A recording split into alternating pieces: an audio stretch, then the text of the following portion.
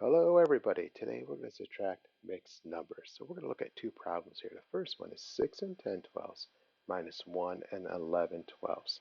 So the first thing we look at are the fractions. 10 twelfths minus 11 twelfths. Hold on a minute, we can't subtract 11 from 10. So that means we need to regroup. So what we're going to do is we're going to take away a whole, and that's going to become 5, and I'll write it down here, 5. And we are going to make that into 12 twelfths. So we're going to add it to the fraction. So 10 twelfths plus 12 twelfths is 22 twelfths. And now we're going to subtract 22 minus 11, which is going to equal 11 twelfths. And then we'll subtract the whole numbers. 5 minus 1 is 4. So our answer is 4 and 11 twelfths.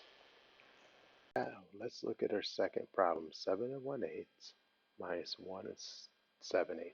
Again, we can't subtract 7/8 from 1/8, so we're going to have to regroup. So we're going to take our 7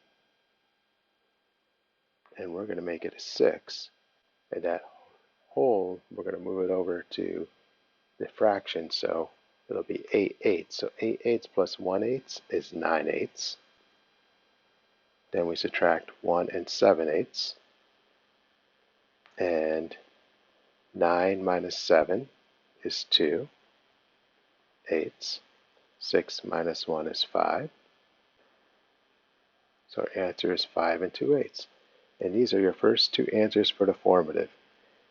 So take your time and good luck.